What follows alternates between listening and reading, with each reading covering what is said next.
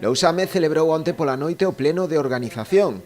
O PP seguirá mantendo a maioría absoluta con 6 concelleiros, por 4 do Partido Socialista e 1 do Bloque Nacionalista Galego. Esa maioría serviulle aos populares para sacar adiante o réxime de dedicacións, que será o mesmo que no mandato anterior. Unha dedicación exclusiva de 40.000 euros brutos anuais para a alcaldesa Teresa Villaverde e 2 parciais de 16.800 euros cada unha, ata finais deste ano, pero que a partir de 2024 se verán incrementadas ata os 21.000 euros cada unha. Na sesión tamén se acordaron as retribucións por asistencia a órganos colexiados, que se manteñen igual que estes últimos 4 anos, 100 euros por asistencia a pleno e 90 por asistencia a xuntas e comisións.